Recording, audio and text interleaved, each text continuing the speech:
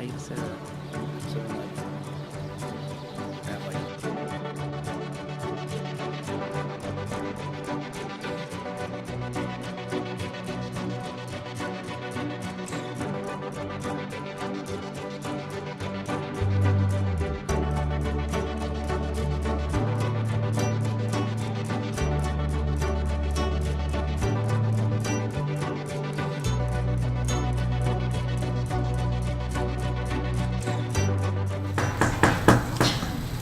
Good evening and welcome to this regular meeting of the Rutherford Board of Education for May 13th. The first thing we'd like to do is stand and pledge allegiance to this flag.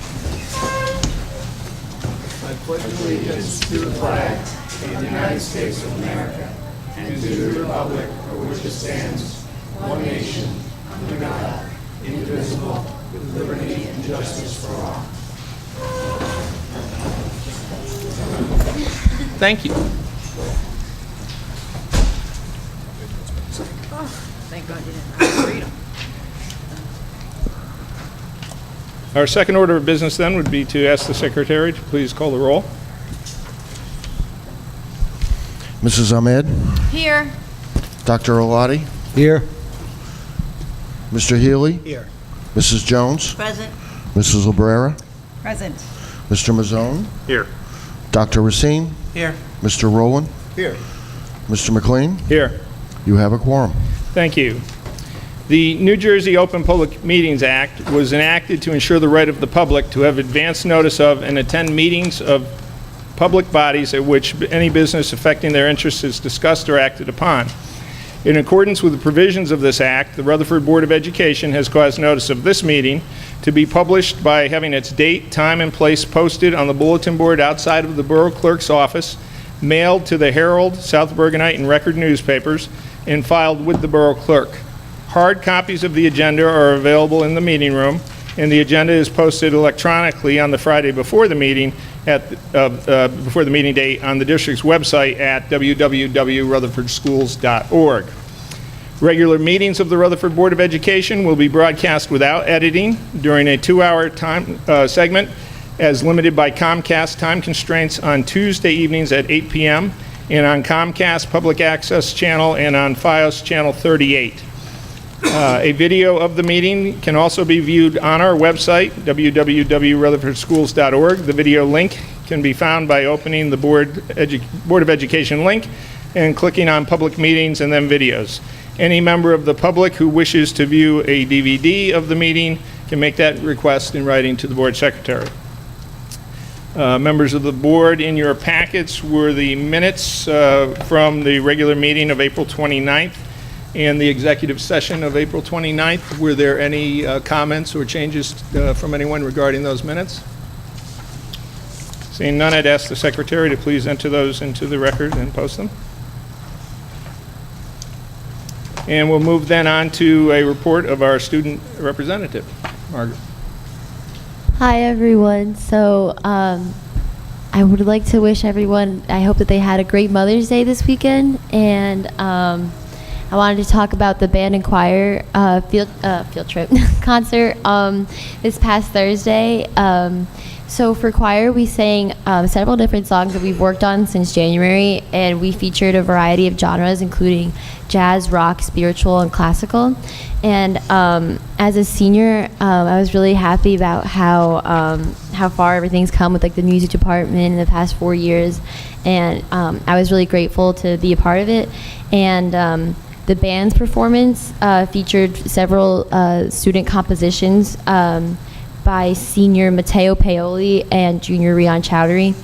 Matteo is easily Rutherford's most gifted musician, as he's performed countless times at Carnegie Hall as a member of the Manhattan School of Music pre-college, and will be continuing his musical education at a conservatory instead of a traditional college. In addition, senior Russell Gomez Martinez conducted a song for band, and it was very special for him, considering that he has also done it since freshman year. And he will be pursuing a higher education in music at Montclair State University. And he is, in fact, the only student in AP Music Theory this year. And he was really dedicated that he was willing to be the only person in that class. So that was great for him. And speaking of colleges, since the last meeting, National Commitment Day has taken place, which was May 1st. And by May 1st, all colleges must give their final acceptances, and it was the last day of enrollment in housing departments. So in other words, students get taken off the wait list for like the Ivy schools, and you must pick a school by that day. So in the front hallway in the school, on the Elliott Place side, there's a long banner that everyone gets to write their name on and their college and majors and stuff, and it's really nice because you get to see where everyone's going, and you don't have to ask them all awkwardly. You can just go up and see it yourself. And it kind of makes you feel like an athlete committing to a team. So it's really cool. And everyone's encouraged to wear their new college-like spirit wear. And I remember like the past few years getting really excited for it to be our turn. So really happy for class of 2019. And with that being said, I'm committing to the University of Rhode Island. I'm going to be in the honors program, and I'm going to be studying communications. When I first started this, I wanted to be a teacher, but I kind of changed my mind since then with wanting to do something in local politics. So this was an awesome experience anyway. So I was really happy to be here. And the last time I was here, there was a complaint about it not being enough about education. So I'm going to bore you with a bunch of AP stuff, because that was also this week and last week. So AP classes are higher level classes that are harder than honors classes and prepare students for a test in May that if they score 3 or 4 or higher, depending on the university's requirement, they will get college credit and take place of an equivalent class at the college. So last week, RHS students took AP Spanish, AP Physics, AP Literature, AP European History, AP French, AP Chemistry, AP Psychology, AP US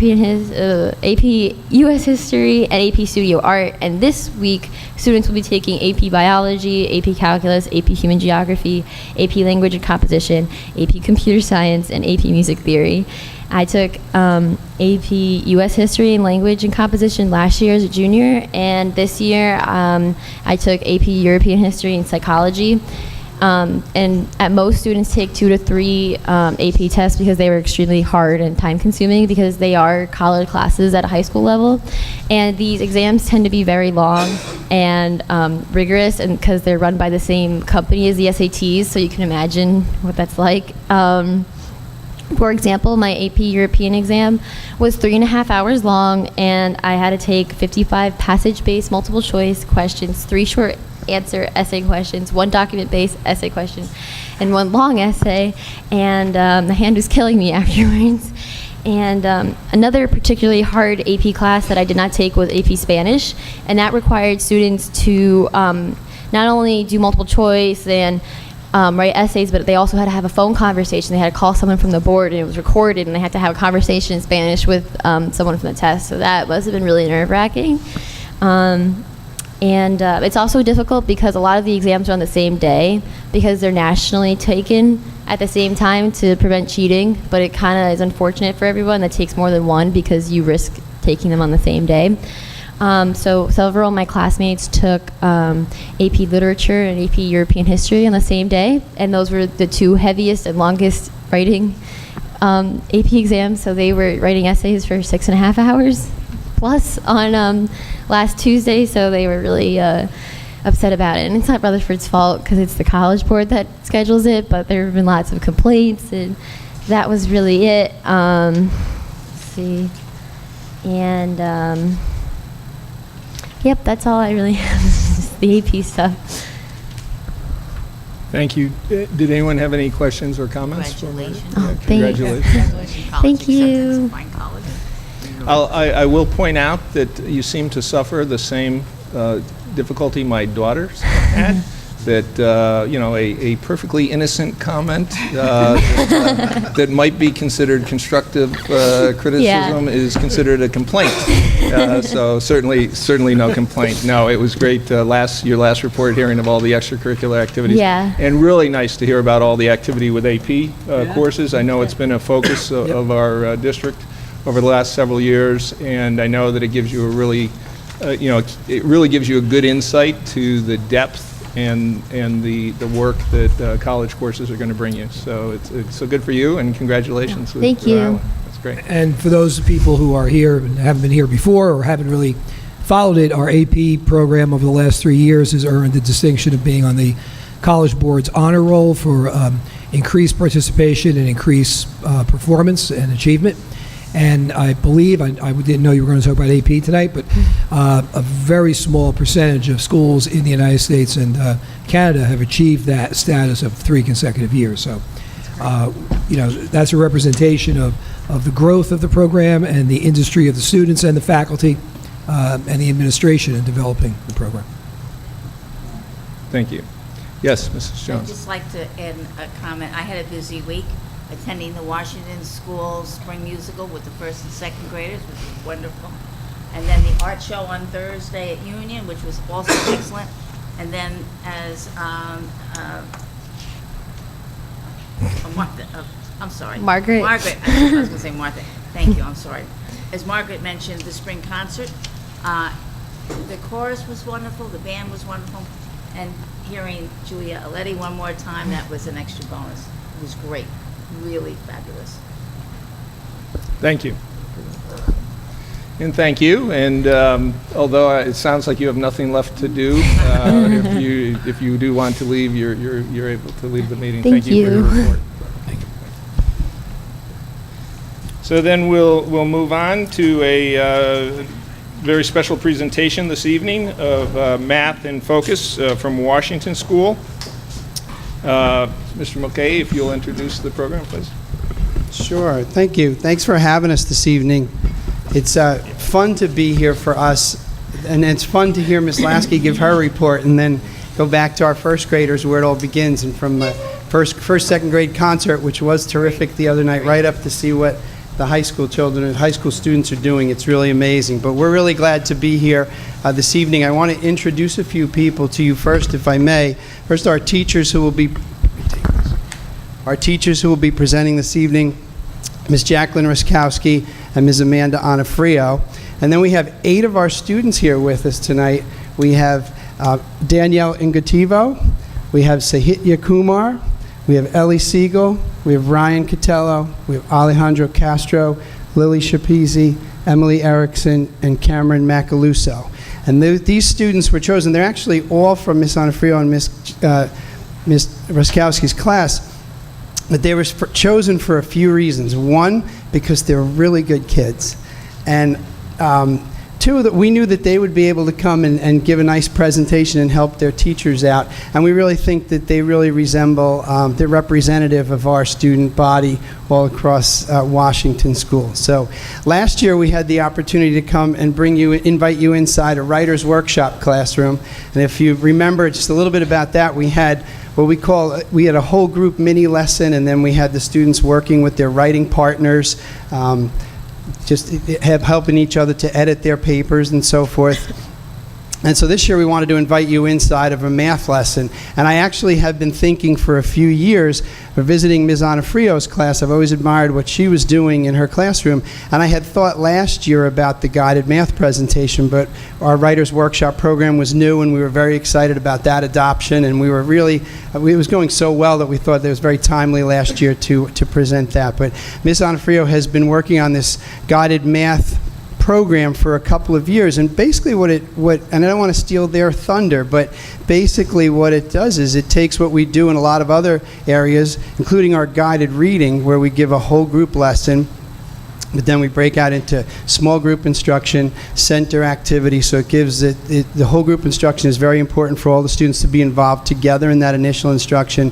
Then it's also very important for us to be able to meet individual needs of all different learning levels, and give the students the more individualized attention and actually independent work as well. So with that, I'm going to turn the program over to Ms. Onofrio.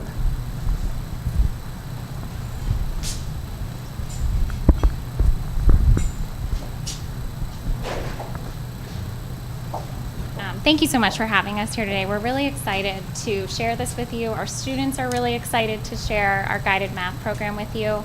So we're going to tell you a little bit about it to start, and then we're going to have them come up and you'll actually view basically what it would be like inside the classroom, a little bit shorter, but you'll see every component of it, and they're really excited to share their thoughts about the program with you too.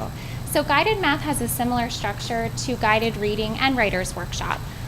So you'll see the students today. We'll start with a mini lesson, whole group with all of them, and then they'll break into centers, which you'll see in a moment. Some of them will be working independently. Some of them will be using a Chromebook through Google Classroom. Some of them will be working in a small group for small group instruction. And then there'll also be 2 students playing a game together. So these small groups that we have inside our classroom are created based on students, their strengths and their needs. And their instruction and their independent work is differentiated based on what they're working on. What they'll be working on today, you'll see in the mini lesson, and as they break up into the stations, they'll still be working on the same skill, just doing it in many different ways. And Mrs. Roskowski is going to talk about the benefits of guided math. There are a number of benefits associated with guided math, which include meeting the needs of all learners. It increases student engagement and conceptual understanding by providing students with multiple modes of learning. It also encourages cooperative learning and the use of manipulatives, technology, and games. I'm going to invite the students up here to get settled. Can you hear me without a microphone if I talk to them? No? I think they can. Okay. All right. I'm going to just slide this way so that they don't get caught on it. But boys and girls, we're going to invite you up to your spot on the carpet. Just be mindful of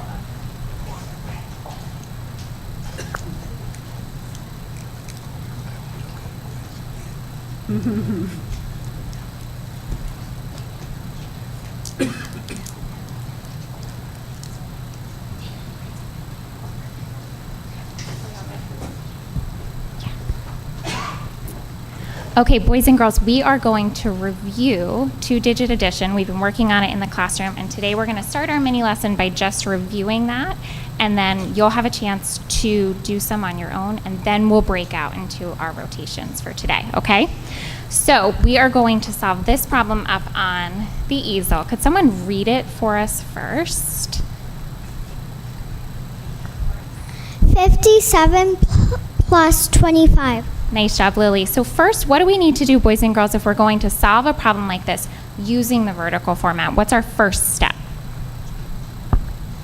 Add the ones, then the tens. Okay, so we're going to add the ones and then the tens. So boys and girls, once you add the ones and you have your idea, can you show me a secret sign? And then I'll ask someone to share that. So we're adding the ones first. What did you add? 7 plus 5 equals 12. Okay, so 7 plus 5 equals 12. So we're going to write that here. And then let's talk about what we're going to do with that number. How are we going to write that on our chart here? What are we going to do with that? We're going to write the tens in 12 in the tens column, and then we're going to write the ones in 12 in the ones column. And that's called regrouping. So Sahitia, just so that, can you just say, this is what you want me to do? You want me to put the ones here, and then you want me to regroup the tens into the tens column. Okay. Boys and girls, what's our next step after we do that?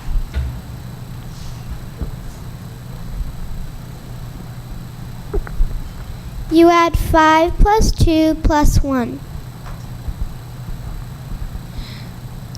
equals 8.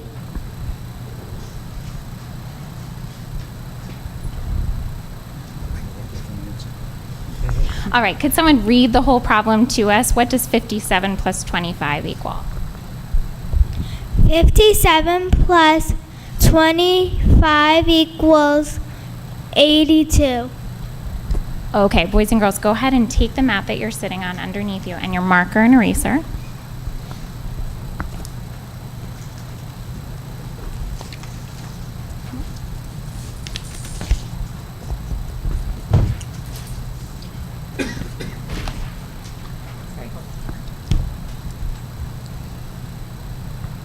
Okay, first graders, you're going to copy down this problem, 26 plus 35, on your board, and then you can go ahead and solve it the same way that we practiced together.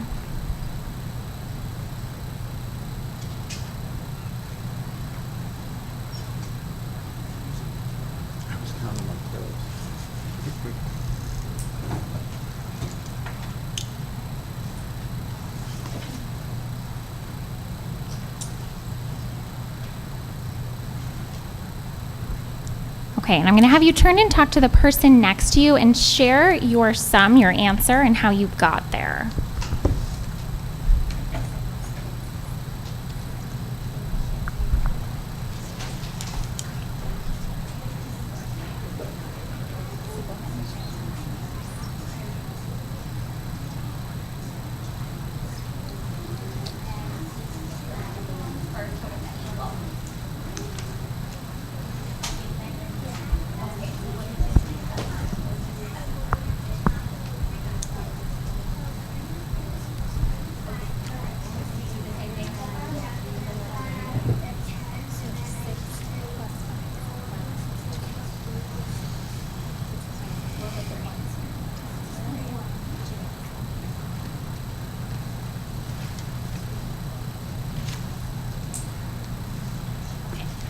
All right, Ryan, could you come up and share with us how you solved this problem, and if you could do it up on the easel?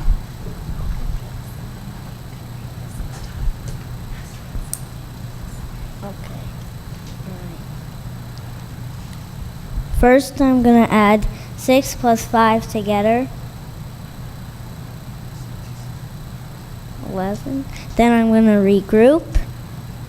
And now 6, it equals 11, but I made it a 10, so then it has one more.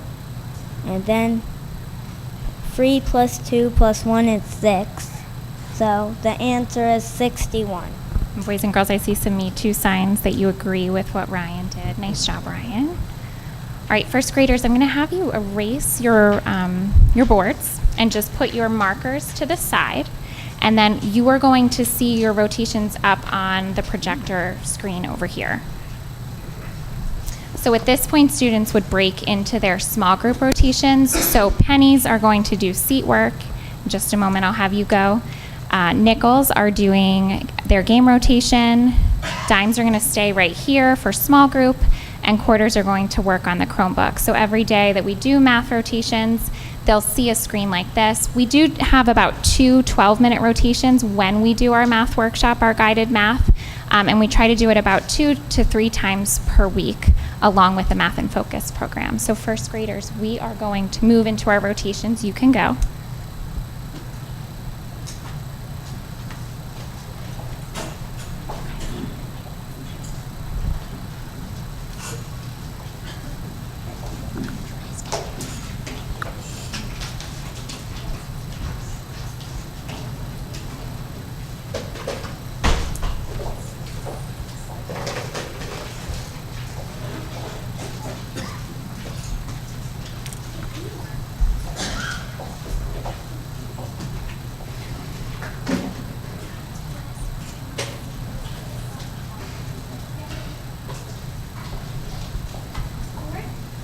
Danielle, can you share what you're doing today in guided math? We are doing C-work and practicing getting 2-digit numbers. Alejandro, do you want to explain how we add 2-digit numbers? First you add the ones, then you make your answer. If it's higher than 10, then you regroup. What do you add after the 1? The tens. Great job. You guys can keep working. So the C-work rotation provides opportunity for students to work on independent, differentiated tasks. We use our first grade Math and Focus program and supplemental resources to create these tasks for students. They're designed to be completed independently, but there is a co-teacher circulating around the classroom if students do need support. Girls, would you mind sharing what you're doing today in guided math? We are playing a game. What's the game called? The game is called Base 10 Bag Addition. How do you play? So the first player will roll both dice to get a 2-digit number. They will write the 2-digit number down. The second player will roll the dice to get another 2-digit number, and they will write their number down too. Then you will build both numbers and put them inside the base 10 bag, the bag that says base 10 bag addition. And then and then you solve your equation. Emily, how do you check your work? So after you and your partner have solved your equation, how do you check your work? You build the numbers with the base 10 blocks, and you put it to the side, and you solve your equation, and then you use them to help double check. Make sure you count your ones and your tens and double check to see if it matches. Yeah. Good job, girls. You can keep playing. Thanks for sharing.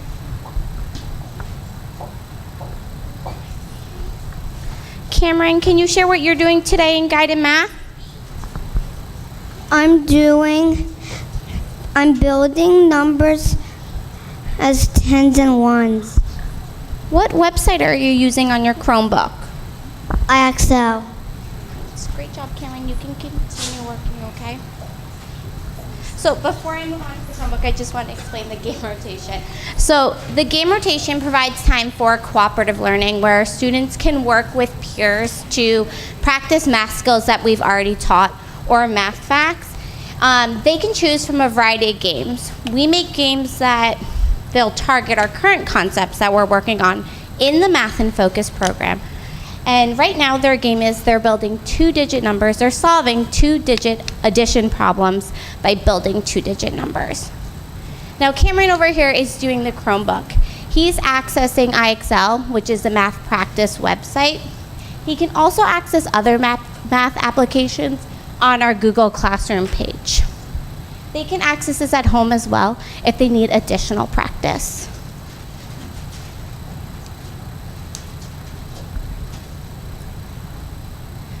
So when students work in a small group with the support of a teacher, they're able to receive differentiated instruction based on their academic needs. So this group right now is working on using what they know about two-digit addition to solve equations involving 3-digit numbers. We create lesson plans using Math in Focus as well as our other supplemental resources. We take anecdotal notes during this time too to assess student learning and as well as to plan future lessons.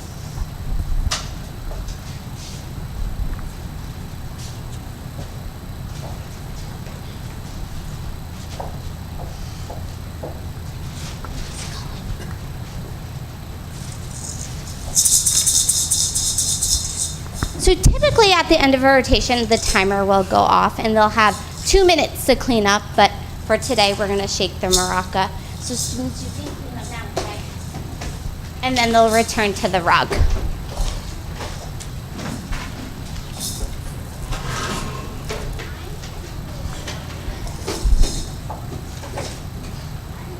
Just gonna put this in here, perfect.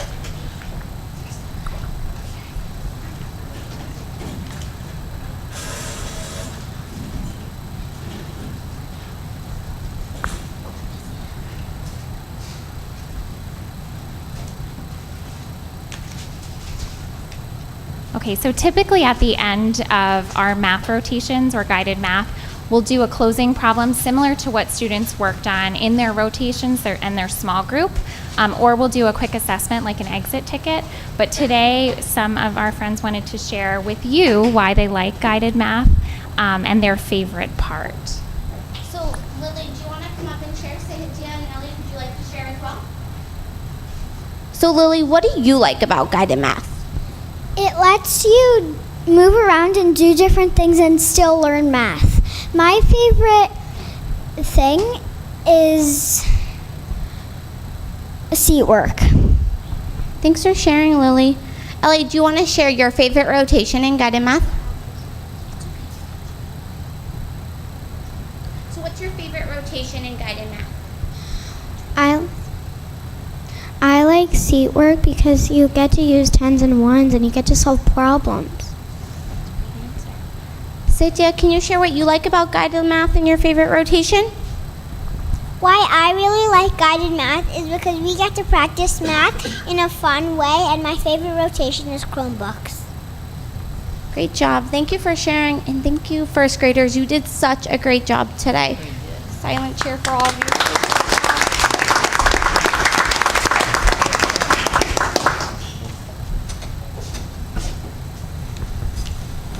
Thank you, first graders. Thank you, Ms. Ruskowski, Ms. Onofrio. We're very fortunate to have two of our teachers who I think also represent our staff so well at Washington School. Ms. Ruskowski just joined us this year. It was our first year with her co-teaching classroom in first grade, and the two teachers have really melded seamlessly to the benefit of our students. And I think we just wanted you to see some of the creative ways that we're approaching instruction at Washington School and at our other district schools as well. So thank you again for having us this evening. Thank you all. Thank you for coming. Thank you. Good job, boys and girls. Good job, boys and girls. You were great. Thank you, and thank both the teachers and the students and parents for giving up your time and helping me learn a little math, because I was an English teacher, so it helped me with it as well. But I do think that one of the things we speak a lot about, or I speak a lot about here, and speak often to the community about, is the change in education of, it's no longer sitting in desks, sitting in rows, working independently. Most of your moms and your dads, when they go to work, they're not sitting in a row all day. They're not sitting in isolation. They're working with other people. They're working with their bosses. They're working with their colleagues, right? They're working together. And that's what we're trying to do now. That's what school is representing. Up and about, moving around to different activities. And the interesting thing Mr. Mulcahy pointed out at the beginning, we heard a report about the number of advanced placement tests, the number of advanced placement success that we're having. And it all begins here. It all begins here. And I think when you remember back to, for those of us sitting at this table, first grade, I'm not so sure we were working with, well, they didn't exist, Chromebooks, but if they did, we probably wouldn't be figured out how to work them. And the advancements that we're starting with our children at a very young age is going to produce even greater success when they get to that AP level that we're talking about. So congratulations to the teachers and Ms. Mulcahy, to what's replicated, like Ms. Mulcahy said, in all of the buildings throughout the district. And thank you so much for letting us take part in the lesson. It was a lot of fun. Okay, so thank you. Great job. Thank you. Great job. Thank you.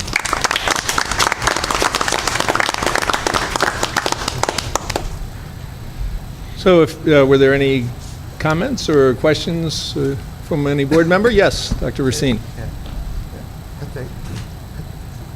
That was so great seeing all these mathematicians here today.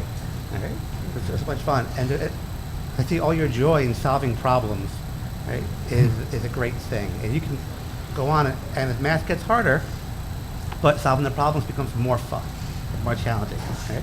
You could do this for your career, too. It's great. I solve math problems every day. And seeing you all here, the joy in your faces solving problems is wonderful. Keep it up. Very good. Thank you. Yes, Dr. Alada. So first of all, congratulations. You're all very impressive. I was very nervous that I was going to have to complete a math quiz. So I'm glad you did not give me a math quiz. I have a question for the teachers and a question for the students. So for the teachers, I noticed that they all were really understanding what to do at each of the different stations. And I imagine that takes a level of orientation to that. About how long would you say it takes in the beginning of the year until the students get acclimated to automatically transitioning on their own? Well, we were fortunate enough to attend a workshop, a guided math workshop, where they gave us some tips to implement it. It probably took us about 2 weeks to get it running smoothly. We would try one rotation a day where everyone would try the same rotation, and then we'd slowly implement 2 rotations at a time. The nice thing is that when we began to implement guided math, we had already started guided reading, so they had already built stamina for reading in the classroom, so this made it a bit easier to kind of start these rotations as well. But they do a really nice job with it. First graders are very independent. You guys do a really nice job. So my question for the students. So when the teachers asked you what your favorite area was, none of you said playing games. Is that for real? No one liked the game playing area the best? Anyone? Anyone like the game? Okay. I just had to check.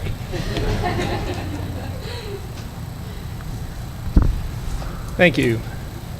No further comments or questions. We're going to release you and thank you very much for your presentation and for teaching us a little bit about what you know. We appreciate it. Thank you.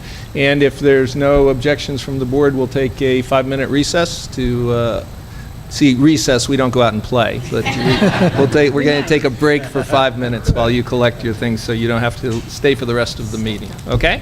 Thank you. Thank you.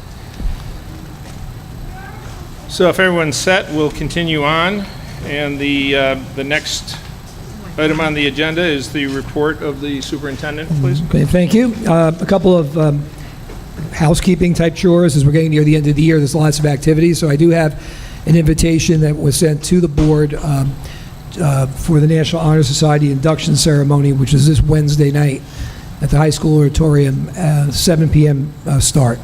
So if anyone wants to come in, there's no formal involvement of a board member. It's just you could come in, and there's no ticket or anything needed. It's in the auditorium. The calendar, which I gave you a copy of, and of course the district calendars are updated. As Mrs. Jones alluded to before, there's something it seems like almost every night there's something. So if you take a look at the calendar and keep track of that. Too many to mention here. I do want to mention, though, that the biannual Booster Club Award Dinner for the Athletics is on June the 5th at 6:30. And as usual, the athletic department of the Booster Club invites up to 2 board members if you'd like to attend. So I need to know that so I can get the information to Mr. Frazier's office by Friday. So if anyone knows tonight they'd like to attend, up to 2 members, you can let me know, or you can email me, and the first 2 that send the email will be the 2 that can go. It's Wednesday, June 5th, 6:30 p.m. at the Fiesta. Just be advised that this is a combination of winter and spring sports, so it is a little bit of a longer evening.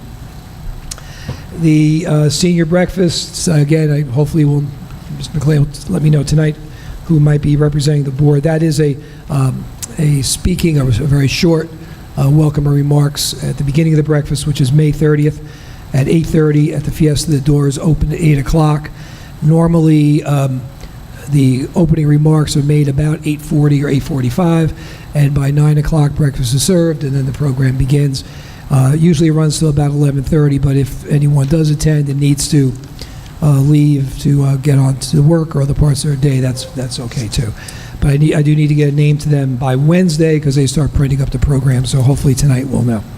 And then, of course, the graduations, the board president usually is the speaker at the high school, and the union school, we need a rep, and sooner than better I can get those names because they start doing programs and the like. As far as the high school graduation, which is on the 20th, as at Tryon Field, once again, I'll be reaching out to you with tickets for that event, and if it should be in inclement weather and we have to move inside, we may have to restrict some of the tickets.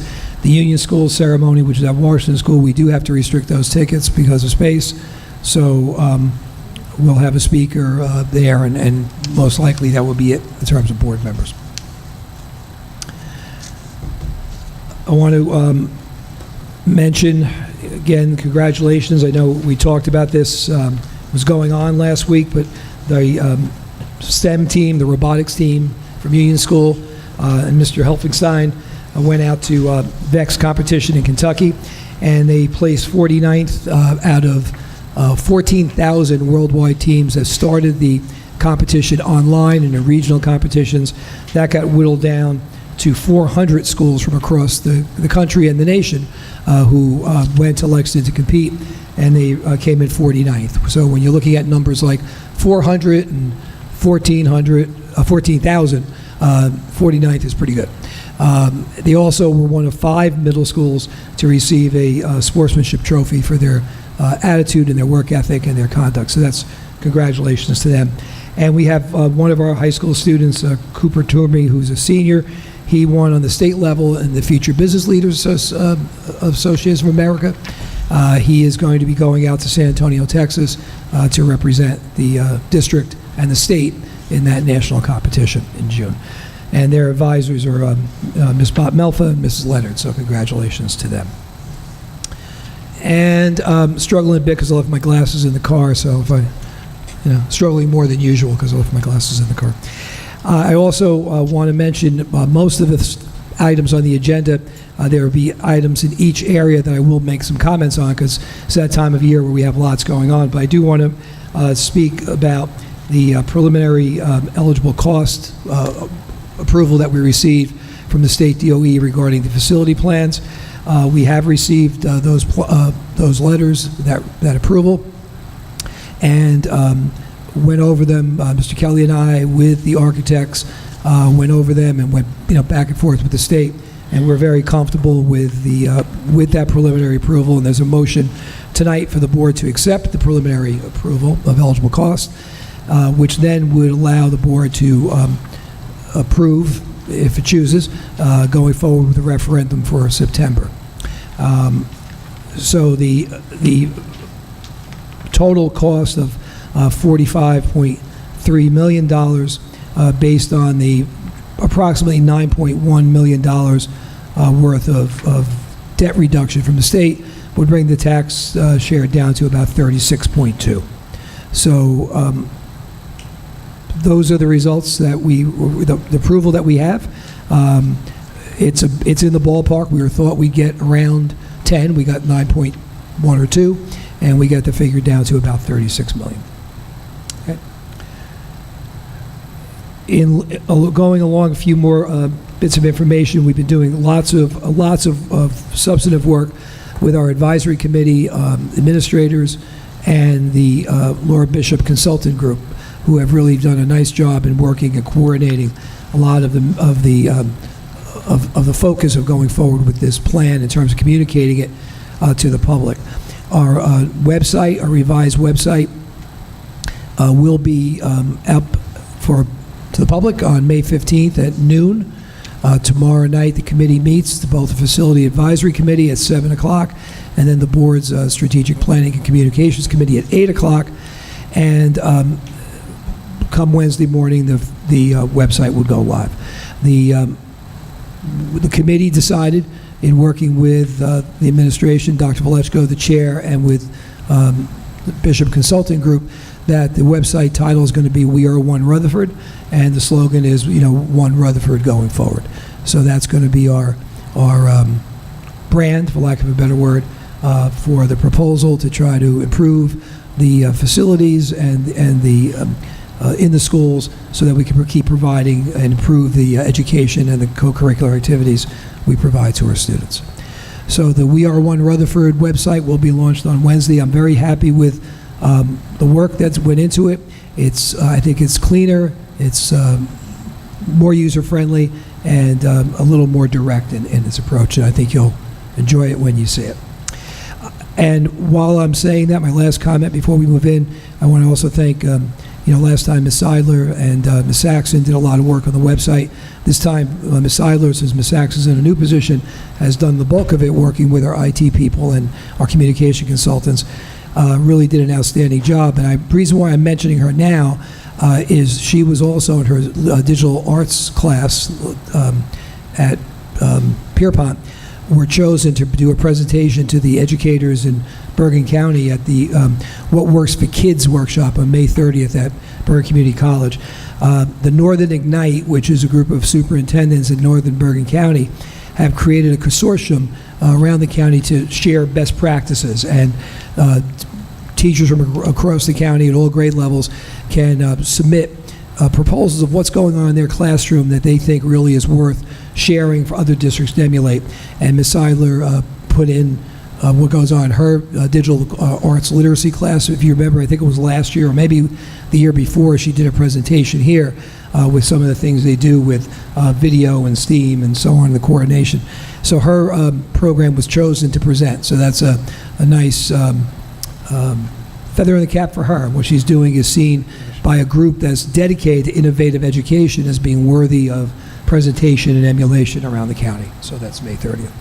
So again, I'm very pleased with the team effort and the work that's been going in to get things moving in the right direction hopefully for the fall, pending the board's decision next month. Okay. And to the Strategic Planning Committee, hopefully you read the email that we're going to meet at 8 o'clock. It's not really an agenda. It's more of a conversation with the two reps who've been working with us, so you get a sense of the direction that they see us heading in. But if you wish to come in at 7 o'clock to room 223, which is right upstairs by the Elliott Place entrance, you can sit in and observe the committee in its meeting, and that's also when we'll let the committee kind of preview the website. So if you're available and you want to come in, I know Dr. Racine sits on that committee, so he will be there. But the other members, the members of the committee, okay, so we don't have a quorum, the members of the committee, okay? And if you don't come for that, 8 o'clock, we're going to go into the library because the conference room is being used for another meeting, okay? Thanks. Thank you. Any questions for Mr. Hurley? Okay, moving on then to a report from the president. The most critical action, of course, that we have to do is to finish our CSA evaluations by May 20th. Diane, I hadn't tried over the weekend, but Diane had said there were problems with the website which have been resolved at this point, and it still should be reaccessible. So if anybody's having any difficulties with that or think you'll have a problem hitting that date, please let me know. It was down for 3 days, but it's back up now. The we as Mr. Hurley said, we actually still need the 2 volunteers, one for the senior. I'll be speaking at graduation on June 20th, but we do need one for the senior breakfast on May 31st, and one for the Union School graduation on June 19th. So think about that, and maybe before we leave the executive session, just let us know so that we can put those on the schedule. As I looked out at the schedule, as we said, there's almost every night some music or art celebration, a lot of activities during the day for the students, so an exciting time of year. I did see as I look forward on the calendars, the PTA meetings at Pierpont tomorrow night, Lincoln School on Tuesday, June 4th, Wednesday at Washington School, June 5th, and Thursday, June 6th at the Kindergarten Center. So if anyone who's assigned to those has a problem attending those, let me know, please. And a couple of community events that are worth, I think, recognizing and that are appreciated. It was in the notes from Mr. Hurley that the borough will be holding the Multicultural Festival on May 18th, 1 to 7 at Lincoln Park. And earlier this month, there was the REF wine tasting, which I was not able to attend, but perhaps, Dr. Alati, you could just say a few words about it if you... Yeah, it was a great event. It was a derby theme. A lot of people, more people than I thought dressed up in the theme. There's always great prizes, a lot of great wines to try, beers. There was a bourbon station that was open for about 18 minutes before they were finished with all of that. Didn't make it over there. They actually have a couple of silent auction prizes that are still going online afterward. Their attendance was down a little bit from what it's been in the past. Usually they try to get to somewhere between 180 and 200. It was closer to about 150 this year, which we think is because there's a lot of competition with so many events. And that weekend, there were maybe 3 or 4 events going on. So it just continues to be important that, we support the REF in community events. But it was a great event. Thank you. And that maybe we can change to a metric year that will be longer or something, so we get more chances for these events. It is a challenge. There's always so many events going on in town. I know that. So that's it for my comments. And if there's no questions, then we'll move into the at 8:25. We'll open the floor for comments from the public. Anything related to an agenda item at this time, please? No? No. We'll be doing other comments shortly, so the agenda's not going to take that long. Thank you. So then going into the action, new business action to be taken, and in personnel, I know we'll have Mrs. Ahmed go through the resolutions. However, we did have a committee meeting that she was unable to attend. So I'll ask Mr. Rowland, who attended, to give a report on the committee meeting, please. Board members in attendance were Mr. Healing, Mr. McLean, and Mr. Mr. Rowland. The matters discussed were the renewal and non-renewal process for certificated and non-certificated staff. The staff list for the 2019 through 2020 years were reviewed. Approval for non-tenured staff for the 1920 year will be on today's agenda. We looked at staff for the Jump Start, the extended school year, band and STEM for the summer months. We included May and June. And we also discussed endorsing a short contract with Swing Education for substitute teachers to augment the district substitute pool. So there'll be a 25% extra rate to use the service, and that's for the remainder of this year, with an option renew for next year. Thank you. If there are no questions on that, then we would ask Mrs. Ahmed to please take us through the resolutions for personnel this evening. Thank you. Under the recommendation of the superintendent, we're asked to move the following resignations, retirements, salary adjustments, and appointments. 1, contract renewals, certified staff non-tenured. And also to number 1, we have an addendum 1A, which would be to add employee listed below, recommended for renewal positions 19-20 school year: Samantha Singer, physical ed teacher at Pierpont, and Morgan Deming, pre-K teacher at Washington School. So we have there the different schools and their staff. 2 is contract renewals, non-certified and non-tenured. And in that group, we have the bus drivers, custodians, and et cetera. You could read on about all those people. And then 3, Deborah Liberato, accept her resignation as a specialist at Washington School. 4, Joanne Dre, accept her resignation at Washington School as a lunch monitor. 5, transfer of John DeVito, elementary teacher at Kindergarten Center, to Washington School. And 6, to approve Nicole Alelis as a long-term substitute special ed teacher at Washington School. 7, Gina Balistrieri, and number 8 are all to approve as elementary teachers at Washington School. 9, Loretta Lowther as a bus assistant in maintenance, to approve her leave of absence. 10, Bernadette Minervini, maternity leave. 11, Jump Start program teachers, to approve Nicole Chiaffi, Serafino Laspiza, Lisa Martinelli, and Courtney McManus for the Jump Start program.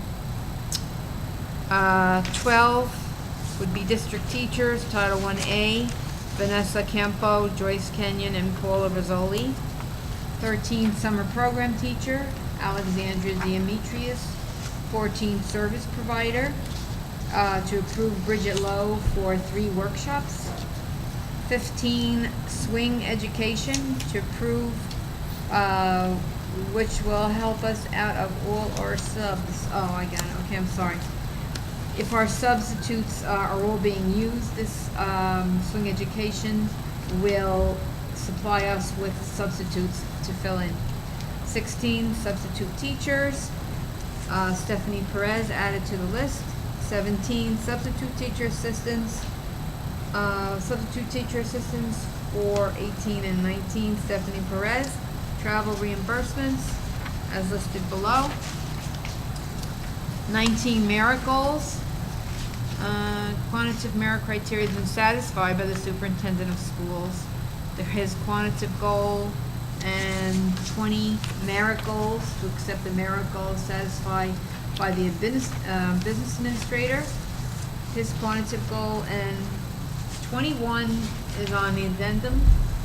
Be it resolved for Jennifer Capuana, long-term substitute special ed teacher.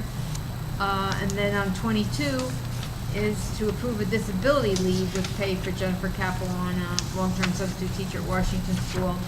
And it's a maternity effective May 13th through 30 days following the birth of her baby, June 30th. And 23, Nicole Alelis, long-term substitute special ed teacher at Washington School. And that's it. Before you move that, there's the number 23, that's Nicole Alelis, should replace number 6. So number 6 should be struck. Mr. Kelly, because the leave that was supposed to begin May 21st actually had to begin today. So, all right, so that one I should have told you earlier. I apologize, Mr. Med. The number 6 would be removed, replaced by number 23. That's why we discussed them first before moving them, so that's fine. Okay. We'll leave it as 23, or we make it number 6? Mr. Kelly, I don't think it doesn't matter, does it? I'll move it in. You move it to 6? Move it to 6. Okay. So, we're gonna go yeah, with so the 23 becomes the new number 6. And so then you'll have 1 through 22. These are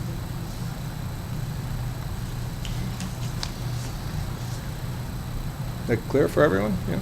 So are you formally moving? I'd like to move the following motions to resolutions to And the board. 1 through 22 on personnel, seconded by Mr. Rowland. Any last questions or comments regarding these? Yes, Dr. Alati. I'm just curious, number 15, if you could talk a little bit about how you found Swing Education. I'm just curious how the district came upon them. It's the company that employs substitutes? Yeah, well, I included some information in the package, but Swing Education is strictly to augment, okay? Most days, we don't have a 100% fill rate. We have, some days we have as low as 50% fill rate with our subs, and it's not unique to Rutherford. It's something that is statewide in terms of substitute shortages. So Swing has a pool of substitutes who all, go through every background check, meet every criteria, and for a 25% up fee, they'll pay the sub, or we pay the sub the $90, and their fee would be 25% on top of that. They can help you on days when you have a particularly bad day. Many districts in the county are using them and report good to, fairly good to very good success with them. I thought with the issues that we run, because it puts a strain on the other teachers who get pulled off of duty periods, which means that you don't have people on corridor coverage or in study hall. In the elementary, where you don't have that luxury, we have to pull teacher assistants or co-teachers, which really goes against the educational function of the day to cover classes. So we thought that we could use this service, especially on days that we have a lot of activities. Like there are days when we'll have a workshop in South Bergen Jointure that maybe we have 8 or 9, 10 teachers going to because it's part of our consortium. Or we brought in people for wellness and mindfulness training in Pierpont this year, where there'd be a whole grade level out for the day. So looking ahead to those days where you could book them ahead of time and get maybe those 5 or 7 subs in from Swing might mean that instead of having 10 subs short in the district, we might have none, or we may have 1 or 2. So it's something that we feel, and Mr. Kelly and I are going to work with the administrators on establishing parameters so that it doesn't raise the sub rate by 25% through a de facto. We'll either put a limit on dollars that we'll put towards Swing out of the sub salaries, or we'll put some guidelines in the type of days, looking ahead that we would use them. But we need to do something to improve, the sub coverage. And the fact that companies like this are in existence indicate that it is a systemic problem. If you look in Sunday's paper, you'll see that some of the districts still run ads, don't just go strictly online. They're advertising for substitute teachers. At the Bergen County Job Fair, including us, everybody had substitute teachers. So it's no risk because you only pay for what you get. So if it doesn't work, there's no commitment of money unless you have subs come in. So to me, it's a pretty good gamble because we're laying nothing out for a chance to get. Okay. If I could just add to that, I did some research on Swing, and it gets great ratings from the substitutes who use the service. They started back in 2015, and they have short-term contracts, so we're not really stuck with anything. And if it was Indeed and Glassdoor have the people working for Swing happy with the service, I think it's a good choice. Yeah, thank you. There's something else I want to add to another item. Do you want to move it first, or do you want me So to they've talk? all they've been moved. Oh, they've been and moved? seconded, and we're in the Oh, discussion. good. If we have to change the language, then we So have with my to do- glasses and my hearing aid in the car. I want to mention something about the Giselle Institute. You may notice that there's a whole bunch of teachers being trained through Giselle, and it's happening after school is out of session the last week of June. The Giselle Institute of Child Development comes out of Yale University, and to go to their 1 week training up at Yale is about $3,000 per teacher. We were able to get a trainer to come here and do it on site at Lincoln School, and the fee is about 600 and something, almost $700, but it's about a third or maybe a quarter of what we'd be spending if we sent folks. What Giselle does is gives a very comprehensive, multidimensional assessment system for teachers and counselors to use for children between the ages of about 2.5 to 9, to really look at their social, emotional, educational development. And the goal is to try to get a better handle for interventions early, also better training on what is normal growth and development, as opposed to the need to immediately look for maybe a child study team intervention. It allows that recommendation for a teacher that maybe we need to look at a child study team recommendation to come from a greater breadth of knowledge and understanding and accurate, quantitative type of assessments. So this has been really one of the prime movers for about 20, 30 years now in education out of Yale. And with the growth we have of both students being classified, students needing interventions, programs that we're looking to bring into our schools and trying to bring them in a way that serves the student best and also serves the budget best, we thought it was a good move to get our elementary teachers trained in a real system of assessment so they can speak with knowledge and confidence to the administration, to the child study team, to the parents about what is or isn't, normal development. Sometimes you look at young kids, and I'm sure you can think with your own children or grandchildren, and you realize, maybe why is he doing this? And you say, well, because he's 3, and the good news is he'll become 4 and 5 and 6 one day, and they'll stop doing this. It's hard to make that decision between what's just normal development and what maybe needs greater intervention, and this program will help us, and we could get, whatever the number of teachers here trained for the price of, 3 times as many, 4 times as many as we could have gotten trained if we sent them up on campus. So this is an initiative Dr. Valechko worked, and talked to me about, and we decided to reach out and do it, so I think it's a good thing.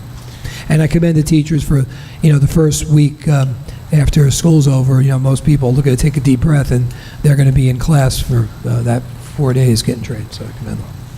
So there's several different levels of cost associated with it. Does it mean they're different programs?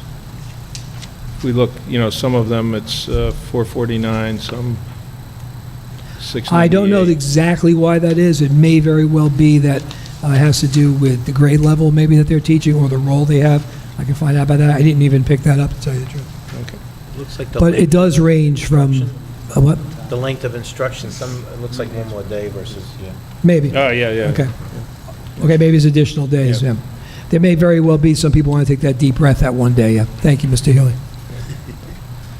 If you let me borrow your glasses, I would have seen that, too. Okay. Any further comments or questions regarding personnel resolutions 1 through 22, which are in front of us? Okay, no need for any language changes. So ask the secretary to please call the roll. Mrs. Or poll the Ahmed? board. Yes. Dr. Oladi? Yes. Mr. Healy? Yes. Mrs. Jones? Yes. Mrs. Librera? Yes. Mr. Mazzone? Yes. Dr. Racine? Yes. Mr. Rowland? Yes. Mr. McLean? Yes. Motion's carried. Thank you. Thank you. Moving then into curriculum and instructions. Mrs. Jones. Thank you. There are 13 resolutions for board member consideration under curriculum and instruction. Resolution number 1, the approval of the school calendar. I'll just ask you to note that Thursday, September 5th is the first day of school, and that there is a change from the conferences, which I'm sure our superintendent will speak to. They're not going to be for the kindergarten, pre-K through 6, as they used to be in November. They're pushed to January 30th and 31st. And the day after Memorial Day, Tuesday, May 26th next year, is a professional development date. So there's a couple of new changes. Resolution number 2, the approval of teacher evaluation. We are again using the Charlotte Danielson, the Framework for Teaching 2007 edition. Resolution number 3, approval of the New Jersey principle for a professional learning process. This is for our administrators and supervisors. Resolution number 4, Stress Less Summer Program, July 2nd and July 3rd from 9 a.m. to 2 p.m. Resolutions 5 through 10 require affirmation of the superintendent's decision for 6 HIV cases. Resolution 11 is approval of our field trips, now totaling 178. Resolution 12 is the approval of the overnight trip, the FBLA, with our sponsor Judith Leonard. This is for June 28th through July 1st. And Resolution 13th is the approval for home instruction for 1 student. Besides what I mentioned about the calendar, I'm particularly interested in the Stress Less Summer Program. If you could speak to that also. Let me speak now. Yes, yeah, before the move. Okay, about the calendar, the only change from the calendar that was approved, I think, a month or two ago, is the workshop days. So the Memorial Day, Tuesday after Memorial Day, Professional Development Day, that was in the original calendar. That was, this year we did it on Election Day in November. In previous years, we did the second day in May, but it's just the way the calendar fell this year that it didn't work as well in May. The move to the January stems from concerns that I think the board had, I think parents had, teachers, administrators, the REA, that November was a month where there were more, it seemed like more days out of school than were in school with days off. And December is not that much better with the the holidays. So the thought was to move the conferences, same setup with the 1/2 day, the 1 day off at the end of January, which is traditionally the end of semester 1, recognizing that parents are in touch with their teachers through the parent portal, through RTI meetings, through child study team meetings, through other contacts, back to school night, or just coming in and emailing or seeing if there's a need. But to try it that month, which is a little less fractured for students. The contract language with the REA does not specify when in the year these workshops fall. It just specifies the work days. So if January proves to be effective, we can keep it in January years going forward. If January proves not to be effective, we can move it to wherever we deem fit and still stay within the realms of the contract. So that was the change to that calendar. And that came out of discussions with the REA, with the teachers, with the administrators, and with the board folks who were involved in the REA negotiations. Just to clarify, so children who need intervention aren't going to get it 2 months later. They'll still get it early. The intervention part has nothing really to do with the parent conference. It has to do through a process through RTI. So any student who really needs intervention at that level, they'd be contacted through the RTI screening process. And clearly, if a parent needs to talk to their teachers, I mean, between email and school visits and the like, there'll be opportunity for that. But the formal conference will be held in January. Okay. Anything else on that? Stress less. And the other question about last summer, we had this Stress Less Summer program. This is the second year that we're doing it. Our SACs work 5 days of the summer like our other counselors do, but they felt that 2 of those days would be well served by running workshops for the students who they see on a regular basis in their insight groups or in one-on-one conference counseling, to provide them with some tips and some ways to cope with some of the things that they help them cope with during the school year. It was effective last year. We had good participation from the students, and the SACs felt it was a good program. And the fact that they're doing this within the framework of the days they work, there's no additional cost to the board. There's no need to charge any tuition to students to cover costs because it's part of their work schedule. What grade level are these? This is any place where there's a student assistance counselor. So it's kids who Ms. Bregman or Ms. Huzzy or Mr. Dorn see, that pretty much goes from K all the way up to 12. Got it. Thank you. If there's no There more are no questions. other comments? there's no other questions, I move resolutions 1 through 13 under C and I. And seconded by Dr. Alati. Last opportunity for questions or comments on 1 through 13, curriculum and instruction. If there is none, ask the secretary to please poll the board. Mrs. Ahmed? Yes. Dr. Alati? Yes. Mr. Healy? Yes. Mrs. Jones? Yes. Mrs. Librera? Yes. Mr. Mazzone? Yes. Dr. Racine? Yes. Mr. Rowland? Yes. Mr. McLean? Yes. Motion's carried. Thank you. Thank you. Under finance, Dr. Finance, we Racine. only have 2 items on the agenda today. First one is the approval of bills. Number 2 is to establish a petty cash fund for the Bulldog Academy for the balance of $500 and a limit of $200 for any expenditure. That's it. Do you have a little elaboration on the petty cash, why that was needed? Sure. The part of the mandate of the Bulldog Academy is to take these students who are all between 18 and 21 years old out on field trips. So they'll go to the supermarket, they go to the mall, they go to, they ride the train, they get on the bus, they learn how to deal with society. All this costs money. The instructor, Mr. Guy, has been paying for all this out of his own pocket and then submitting through the purchase order process for reimbursement, and that can take some time to get that through the process. So giving him some access, this will actually be under the control of the high school principal and his secretary, so he can get reimbursed quicker. And there is a related policy motion because petty cash balances are spelled out in policy, so you'll see that in the next report. Okay? Any other questions? Formally move. Okay, I'd like to move resolutions 1 and 2 under finance. And seconded by Mr. Mazzone. No questions or comments. We'll ask the secretary to please poll the board. Mrs. Ahmed? Yes. Dr. Alati? Yes. Mr. Healy? Yes. Mrs. Jones? Yes. Mrs. Librera? Yes. Mr. Mazzone? Yes. Dr. Racine? Yes. Mr. Rowland? Yes. Mr. McLean? Yes. Motion's carried. Thank you. Thank you. Moving then to policy, Mr. Healy. Yes. We did not have a policy committee meeting since our last board meeting. However, we do have one resolution to move forth tonight for first reading, and it's regarding and in support of the an adjustment to the petty cash fund policy for the Bulldog Academy as described in the agenda.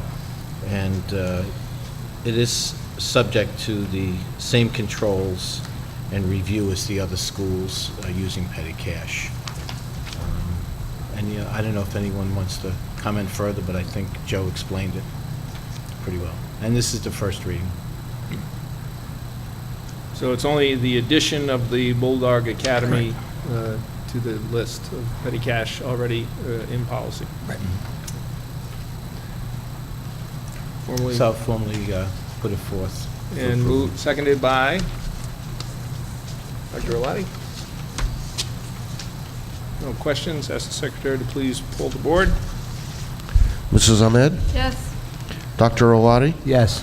Mr. Healy? Yes. Mrs. Jones? Yes. Mrs. Librera? Yes. Mr. Mazzone? Yes. Dr. Racine? Yes. Mr. Rowland? Yes. Mr. McLean? Yes. Motion carried. Thank you. Thank you. Moving then to buildings and grounds. Mr. Mazzone. Yes, so we've not had a meeting since our last board meeting. However, I do have 2 resolutions put forward this evening.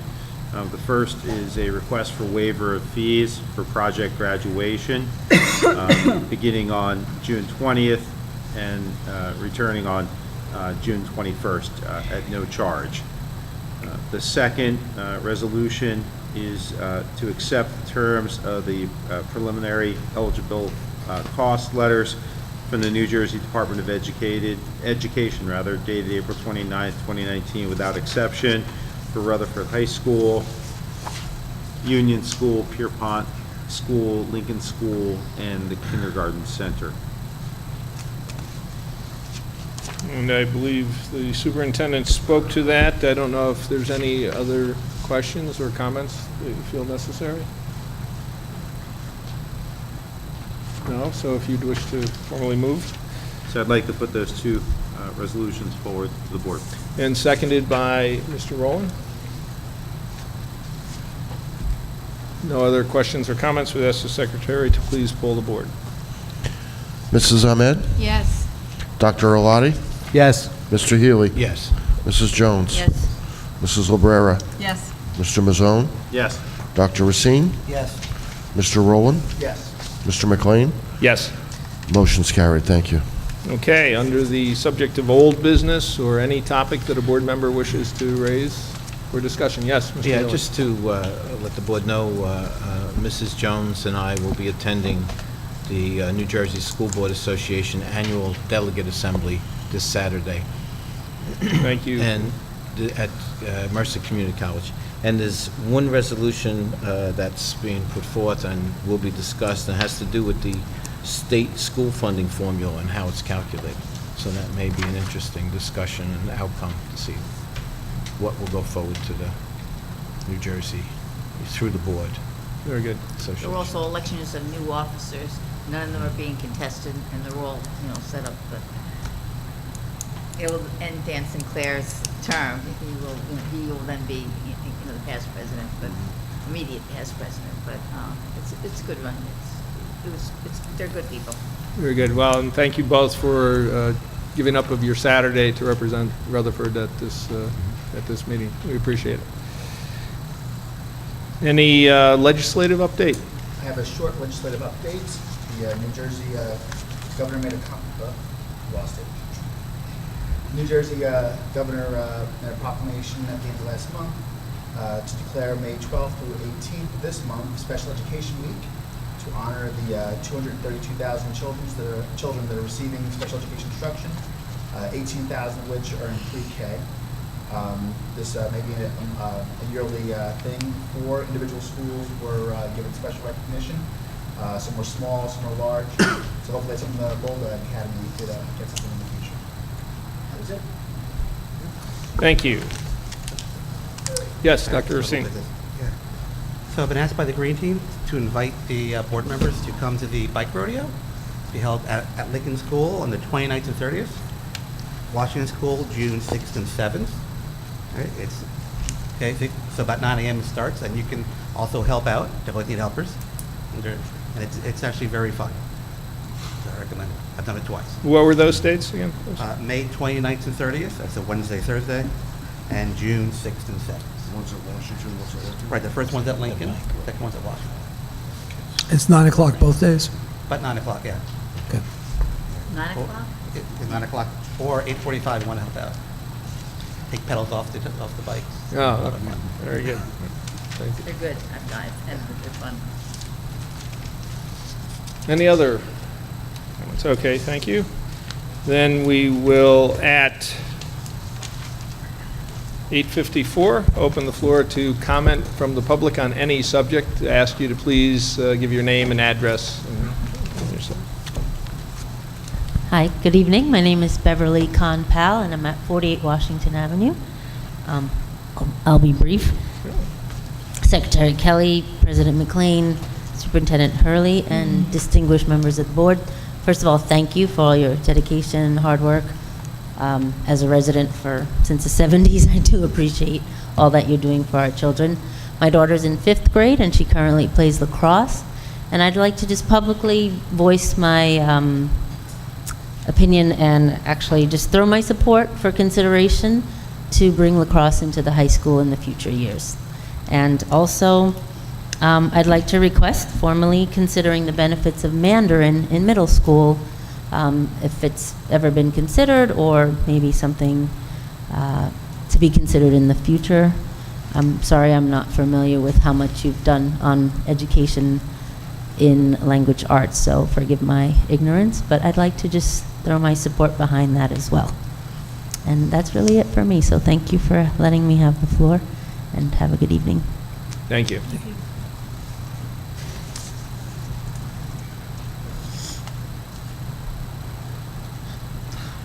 Good evening. Philip Townsend and Sophia Townsend. There she is. 323 Orient Way. We'd like to also kind of throw our support behind the burgeoning lacrosse program in the town. My daughter's been in the program for 3 years. She played goalie for the first time this past weekend, and they actually had won their first game. She's really excited to continue the program to see it grow. And do you have a question as well about the water? About the water? She had a concern about the water fountains in the school. Yes, if they're safe to drink from. Are they safe to drink? Are they? So,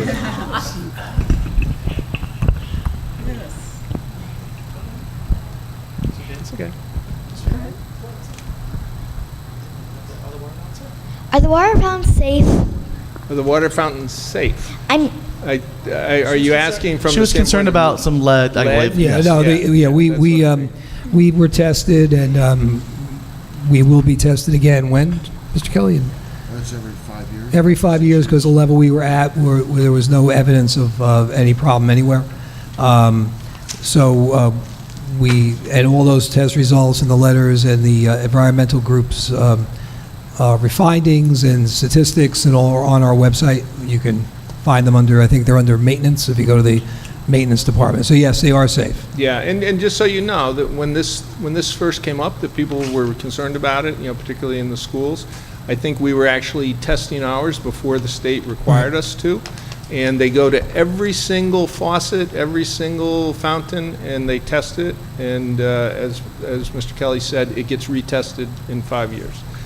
But we passed. Everything's okay. And the 5 years, and the 5 years, probably 3 years now, because I think it was 2 years ago that we got tested. Okay.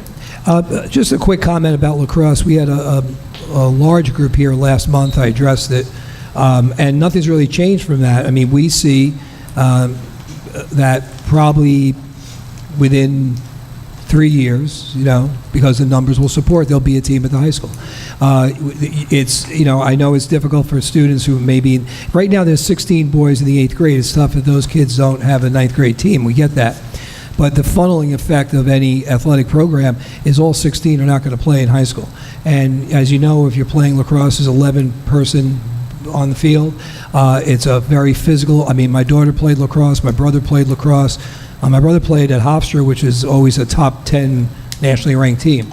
And he played. He's older than me, so he played when they were still playing, through the woods, the lacrosse. So I understand the game, and you need more than just 3 people on the sideline. And also, it's a physical game, especially on the boys' side, where you need to have kids who know to play the game. There's only 2 girls in the 8th grade right now playing. So you look at those numbers. Next year, there's only 4 boys who are 7th graders. But behind that, there's 13 boys who are 6th graders. And behind the 2 girls, there's 14 and 12. So when the 8th graders are juniors and those 6th graders are freshmen, now you have a group of 25 or 30 students who have played coming up through the program. Now you can talk about having a team. So it's not a question of not wanting to have the team. It's not a question of not seeing the benefit. As I said last month, Mr. Morano was a collegiate lacrosse player, a lacrosse coach on a high school level, and now has a little business that he runs where he goes out and trains lacrosse players and helps programs in other school districts start lacrosse programs. Other districts have hired him. Well, we've hired him to be principals. He has to work for free for us. But other districts have hired him to come in to give them advice about how to start a lacrosse program. So it's not like we're not trying to do this or do it the right way. And and again, everything is cautionary, right? 3 years from now, are those numbers the same? 3 years from now, are there fields available? I mean, one of the issues we talked about with this backfield that has come out of the referendum due to pushback from the community was establishing a field where we could practice and maybe play high school lacrosse games. Is there money for coaches and equipment and things like that? So it's not a guarantee, but the realistic appraisal is that in 3 years, maybe a stretch, 3 years looks like a pretty sure bet, the program will be supported at the high school level, and that's when you can start a program. So as a former coach and athlete. I mean, I understand the passion is wonderful. That's what makes athletics great. But also as someone who sometimes is on the field doing pretty well and sometimes is on the bench cheering his teammates on, I understand patience when you're waiting on the bench too. We have to wait and make sure we do it the right way. Okay? But we truly appreciate hearing, feedback from members of the community about it. It's helpful for us. Thank you. So. You're my softball coach. That's true. That's true. So then, if there are no further comments from the public at 9:01, we'll close the floor for public comment, and we will move on to executive session. We need an executive session for one student issue, and we should do a very quick update, the contract, just not just much, so but people, just yeah. quick, And so expect to be gone, I think, 5 minutes. 5 minutes, no action to be taken. So moved by Mr. Mazzone, seconded by Mrs. Ahmed. Who is it? All in favor? Aye. Opposed? We're in executive session.